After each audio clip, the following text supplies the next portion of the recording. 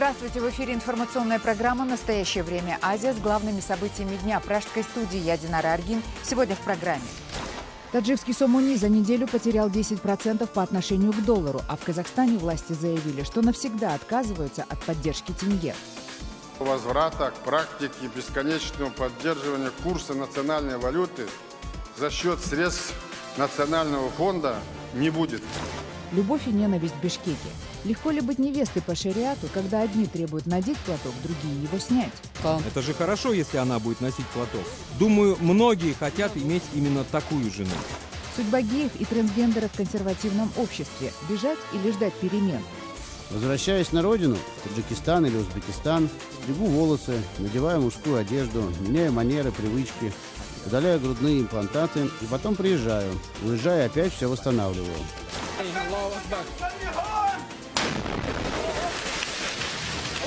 Никогда не было такого, и вот опять. Российская авиация нанесла ракетно-бомбовый удар по овощному рынку в сирийском Идлибе. 40 погибших, десятки раненых. Таджикский сомони обесценился сразу на 8,5%. 30 ноября американский доллар на наличном валютном рынке республики стоил уже 7,6 сомони. Представители пунктов обмена валют заявляют, что работают только на прием долларов. Под реализацию валюта, по их словам, отсутствует. Эксперты прогнозируют, что уже в ближайшее время курс доллара США в Таджикистане вырастет до 10 сомони и выше. По их мнению, Таджикистан в течение последних 15 лет был сильно зависим от денежных переводов. За счет них правительство печатало на станке сомони. В 2015 году произошло снижение денежных переводов в долларовом выражении из России. И это теперь уже отражается на всей экономике страны. Зависимость была и остается очень высокой. Власти Казахстана запустили с сегодняшнего дня в обращение новую купюру номинальной стоимостью 20 тысяч тенге. Банкнота была изготовлена еще в 2013 году, но ввести ее решили именно сейчас.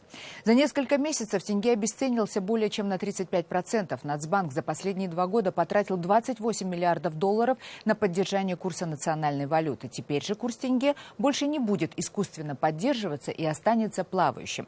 Об этом заявил президент Нурсултан Назарбаев в своем очередном послании к народу. Возврата к практике бесконечного поддерживания курса национальной валюты за счет средств Национального фонда не будет. Несмотря на экономический кризис, Назарбаев считает, что качество жизни казахстанцев на сегодняшний день как никогда высокое. С этой оценки, собственно, и началось выступление президента. Мы добились невиданных во всей нашей истории темпов успешного экономического развития. Никогда прежде наш народ не жил так хорошо, как он живет сейчас.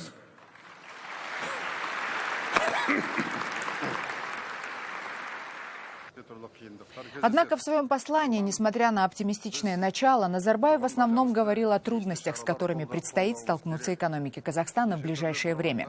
Он не исключил, что республике придется начинать все сначала. Практически все страны, добившиеся успеха, за последние полстолетия начинали буквально с нуля. В Кыргызстане в связи с повышенной террористической угрозой начались аресты граждан, подозреваемых в связях с исламистским подпольем. В поле зрения спецслужб почти 200 человек. Подобные меры предприняты и в соседнем Узбекистане. Там задержаны и арестованы уже более 200 человек. Как заявляют узбекские правозащитники, спецслужбы республики не особо пытаются разобраться, кто имеет связь с террористами, а кто нет, и производят аресты по малейшему подозрению. Происходит массовый арест. Массовый арест — это значит, вот по одной улице какой-то махалле, допустим, там 5-6 человек, гастарбайтеры, которые вместе где-то работали, может, вместе проживали, или там вместе молились где-то. Хотя они, может быть, из них 1-2, может быть, и, ну, как сказать, хоть он верующий, но не молится, может, и такие есть, понимаете, но арестовывать будут всех. Вопрос о том, что насколько все виновны, конечно, остается под вопросом, но члены есть таких радикалов, которые на самом деле верят в этот джихад, верят в этот халифат. В Бишкеке набирают популярность исламские брачные агентства. Найти верующую невесту хотят многие молодые кыргызстанцы. Несмотря на это, сами мусульманки продолжают испытывать стресс из-за антиисламских настроений, обострившихся в последнее время. Легко ли быть мусульманкой, узнавала Джибек Бегалиева. Женихов и невест в этом брачном агентстве подбирают строго по шариату. Фотографии девушек мужчинам не показывают. И на встречу они приходят не одни. Кто-то из старших в семье обязательно сопровождает девушку. Мы принимаем только тех, кто пятикратно читает намаз и хорошо знает столпы ислама. Для этого мы проводим беседу с клиентами. С мужчин берем 1000 сомов. Для девушек услуга бесплатная. Спрос на верующих девушек в Бишкеке так велик, что от желающих обзавестись семьей отбиваться приходится даже сотрудникам агентства. Впрочем, даже такие объявления женихов не пугают. Помощницы Бурул тут долго не задерживаются. Выходят замуж одна за другой. Объявления такого рода можно увидеть даже в учебных заведениях. Очень много таких, кто просто приходит и говорит: познакомьте меня с верующей девушкой. Сам он при этом может и пить, и курить, зато жену хочет религиозную. Я им всегда отказываю. К самим ученицам такие женихи подходить боятся. Не принято у мусульман знакомиться на улице. Мы не мужчины, чтобы знакомиться с теми, кто нам понравился. Мы можем только молиться и просить у Всевышнего послать нам хорошего мужа. Насильно замуж нас никто не выдаст, но выбора у нас все равно нет. Гульпери еще не замужем. Супруга ей, скорее всего, найдут родители или родственники. Обращаться в брачное агентство девушка не хочет. Я сама работала в таком агентстве. Там регистрировали ребят, которые вообще Коран не читали. Если девушка ему не понравится, он приходил снова за другой. Я поняла, что это неправильно, и ушла. Жениться на девушке, которая практикует ислам и носит платок, хотят многие молодые кыргызстанцы. Я не против девушек без платков, но девушки с покрытой головой вызывают большее доверие и уважение. Это же хорошо, если она будет носить платок. Думаю, многие хотят иметь именно такую жену. Выбирать лишь исходя из того, что носит она платок или нет, неверно. Но такие девушки зачастую порядочнее. Несмотря на то, что невесты-мусульманки очень популярны среди молодых мужчин, женщины в хиджабах и платках продолжают сталкиваться с разными трудностями в обществе. У нас светская школа. Если хиджаб снимете, мы вас возьмем. Я тогда сказала, что подумаю. Я закончила вышмат и тоже могу преподавать не хуже тех, кто ходит в светской одежде. Почему остальные считают, что им можно ездить в автобусах, работать, одеваться так, как они хотят, а нам нельзя?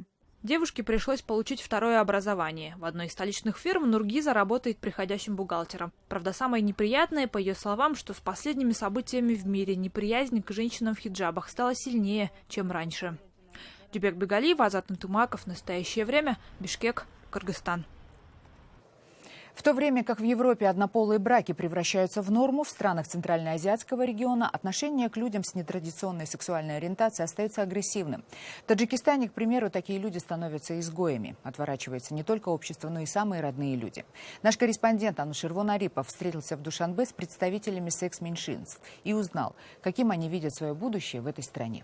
Я сюда пришел с своим другом, чтобы побольше наша жизнь, чтобы улучшилась. Рустам и Сухроб геи. Молодые люди согласились дать интервью только если не будет видно лиц, а имена изменены. На встречу пришли в надежде, что их рассказ может хоть что-то изменить. Я учусь, может меня куда исключат, где я учусь, например. Поэтому я не хочу, чтобы кто-нибудь узнал. Это моя как-то личная жизнь. Они боятся, что если кто-то узнает про их ориентацию, оба просто станут изгоями, потеряют работу или возможность учиться. Но самое страшное – отвернутся от них родственники. Двое их друзей покончили жизнь самоубийством из-за того, что не удалось удержать свои отношения в секрете. Среди наших знакомых, его знакомого случилось. Это случилось пару или 3 месяца назад. 2 или 3 месяца назад случилось, что его узнали, его семья, он женат человек. Узнали, и он покончил с собой, он повешался. Часть знакомых Рустама даже женились и завели детей, чтобы отвести от себя подозрения. Женитьба это большое значение имеет, что действительно, если кто-нибудь подозрение есть, что это действительно этот человек такой, то скажет, вот у него жена, 2 детей. Если он был бы таким, то он бы не женился, у него 2 детей не было бы. Ватан гаштем, например, Узбекистан, Таджикистан. Возвращаясь на родину, в Таджикистан или Узбекистан, стригу волосы, надеваю мужскую одежду, меняю манеры, привычки, удаляю грудные имплантаты и потом приезжаю. Уезжая, опять все восстанавливаю. Хурам трансгендер и тоже просил не показывать своего лица. Он проживает в основном за границей, ведь, по его словам, только вдали от родины может почувствовать себя человеком и не скрываться, свободно носить женскую одежду, длинные волосы и наращенные ногти. Возвращаясь к родителям раз в пару лет, Хурам превращается в мужчину. Для этого приходится делать операцию по удалению грудных имплантов, и такие частые хирургические вмешательства плохо отражаются на его здоровье. В Таджикистане пока боюсь. Сейчас 2015 год, нас лучше понимают. Но есть такие, кто проходу не дают или бьют, снимают на камеру, издеваются. По словам Хурама, в Таджикистане геям бесполезно защищать свои права. Те из его друзей, кто не скрывал своей ориентации и боролся, постоянно подвергались нападкам и издевательствам. Доходило до того, что им отказывались продать что-то на рынке и даже избивали. Некоторые подходили и говорили: вы Бога не боитесь, не читаете намаз. Веди себя вот как вот тот, верь в Бога, Он тебя простит, женись. А Рустам и Сухроб вообще собираются уезжать из страны насовсем.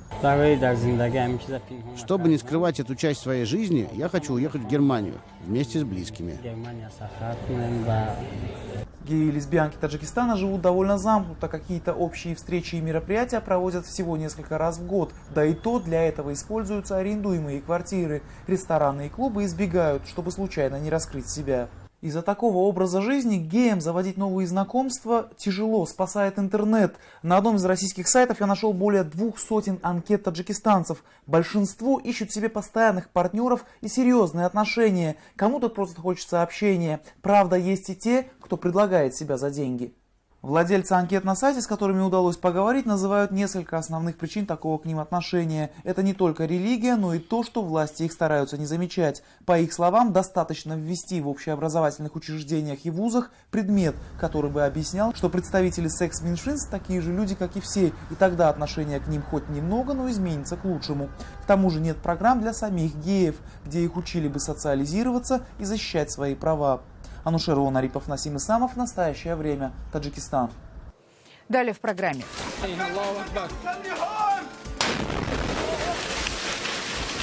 Никогда не было такого, и вот опять. Российская авиация нанесла ракетно-бомбовый удар по овощному рынку в сирийском Идливе. 40 погибших, десятки раненых. Умер Эльдар Рязанов, режиссер культовых советских фильмов. Я не понимаю, о чем, собственно? Ну так вы учитесь прежде понимать, а потом и разговаривайте. Поэт, композитор, народный артист. Туркменский президент попал в книгу рекордов Гиннесса, возглавив самое массовое исполнение песни его собственного сочинения.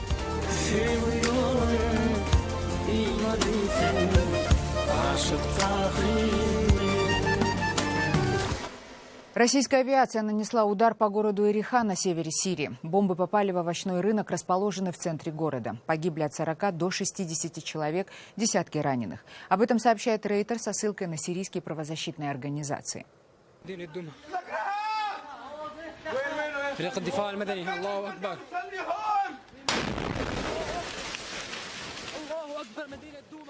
Вы видите кадры этих ударов. В последнее время, в особенности после инцидента со сбитым Су-24, российская авиация сконцентрировалась на ударах по позициям протурецких повстанцев в провинции Идлиб, поддерживая наступление войск Башара Асада и движение Хизбулла.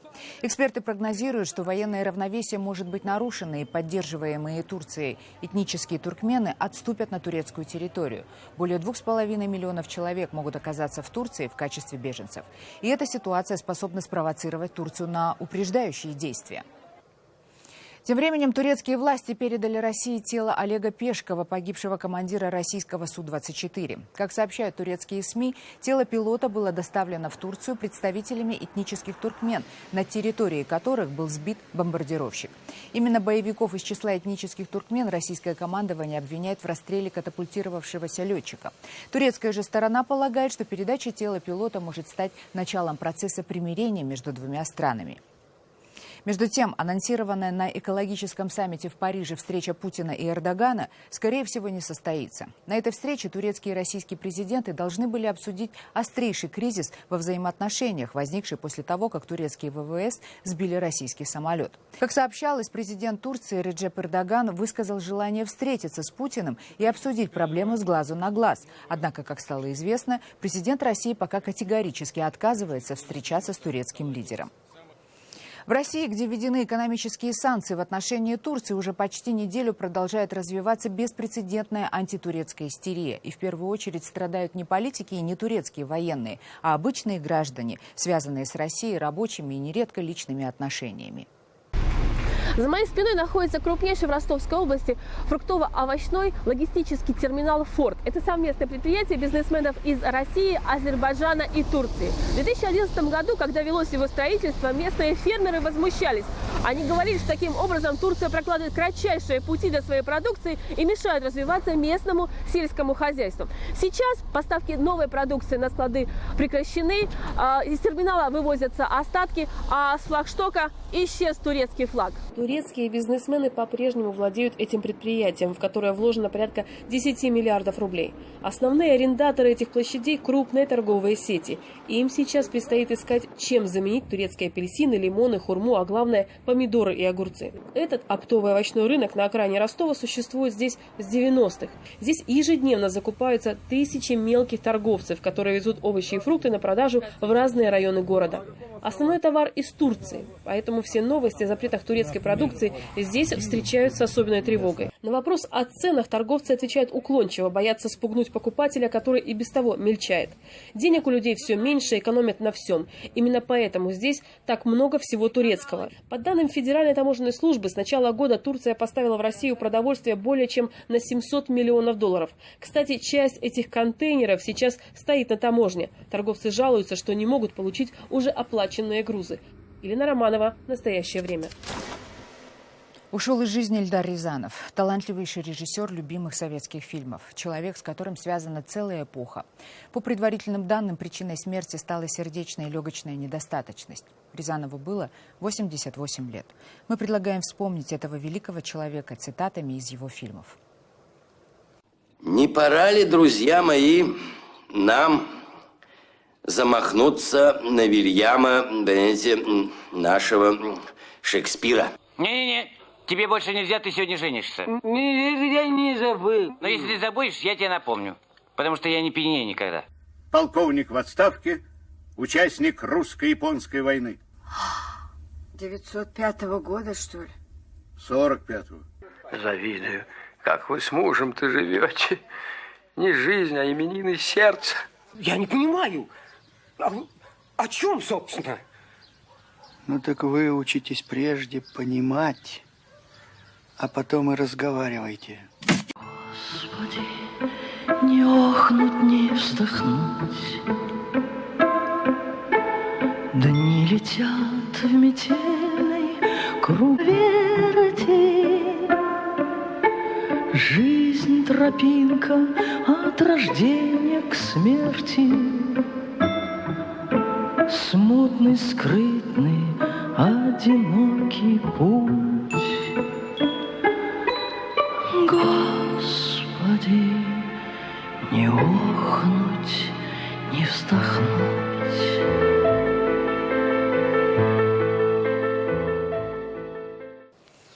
«Гамлет» в исполнении казахстанских подростков-инвалидов. Фильм «Быть или не быть» уже завоевал сердца зрителей в Америке и в Европе. Наш корреспондент Дмитрий Беляков встретился с автором и главными героями фильма. Быть или не быть? Вот в чем вопрос.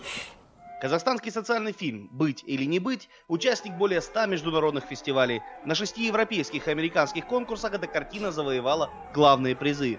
Совсем недавно авторы ленты провели несколько показов в Сан-Франциско в рамках кинофестиваля «Суперфест», посвященного людям с особыми потребностями. Казахстанская картина получила главный приз в категории «Совершенство». Часовой фильм рассказывает о 22-летнем парне Тахире Умарове и его стремлении стать Гамлетом. Несколько лет назад появился новенький парень, Тахир Умаров.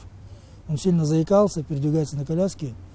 Но он выучил монолог Гамлета, вот, и очень сильно хотел в кино сниматься. Вот он приходил, за мной ходил все время и говорил: я хочу стать актером. Вот, поэтому как-то поначалу сомнения были. То есть это мало того, что он тяжело разговаривает, у него тяжело руки, ноги двигались. Тем не менее, он был уверен в том, что он хочет стать актером, что это нужно. Вот, поэтому мы решили попробовать. Эта лента была создана при поддержке Казахстанской ассоциации родителей детей-инвалидов. Производство заняло почти 2 года. Все это время специалисты подготавливали 10 актеров к работе над фильмом. Главный герой ленты Тахир Умаров не смог встретиться со съемочной группой настоящего времени, потому что отдыхает после тяжелого перелета. Однако с другими актерами фильма удалось побеседовать. Малика Байсеитова, исполнительница главной женской роли Офелии, с азартом рассказывает о кино и о своей работе. Мама в ужасе, говорит: зима, холодно, ты что, куда ты лезешь? Я тебя не отпущу. Нет. Я говорю: все, я готова уже. Конечно, было страшно. Первый раз думала, как это, что там будет. И сказали, говорит, не в городе, а за городом будет. Я говорю: ладно, хорошо, я готова. Бабушка не одобрила, мама тоже, все в позу, переругались мы там все. И ничего, я сама согласилась на это. Канагат Таскараев также впервые попробовал себя на актерской стезе в социальном фильме. Он говорит, что хотел бы и дальше принимать участие в подобных проектах и стать похожим на своих кумиров. Мне из зарубежных актеров нравится Арнольд Шварценеггер, Джеки Чан. Из наших актеров нравится Азамат Сатвалда.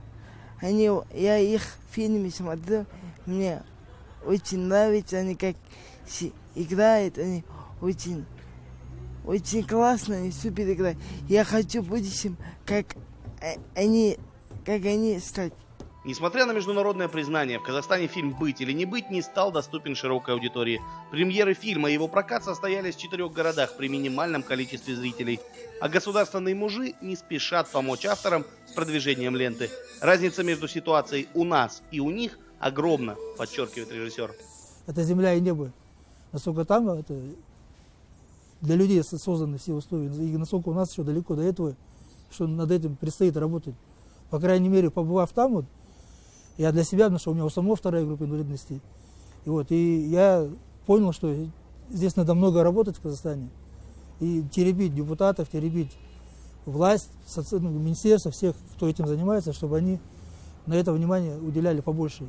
На днях авторам картины пришло письмо отборочного комитета фестиваля из Франции. «Быть или не быть» также прошел список номинантов в Нью-Йорке. Режиссер фильма Азиз Заиров рассказал, что уже начата работа над следующей социальной картиной «Девушка и море». Это история девушки с ограниченными возможностями, которая мечтает выйти замуж и родить ребенка, и верит, что если попросить об этом море, то мечта сбудется.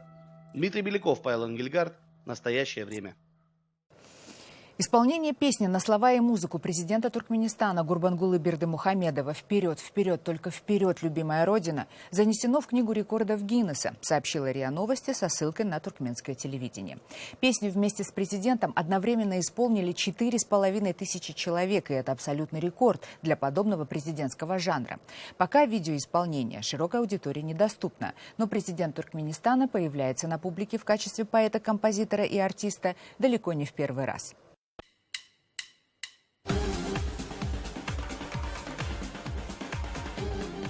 Вы видите кадры одной из новогодних передач туркменского телевидения, на которых Бердымухамедов исполняет главную праздничную песню страны собственного сочинения. Песня мгновенно стала хитом номер 1 во всей Туркмении. Также Бердымухамедов любит выступать в роли диджея и даже виджея.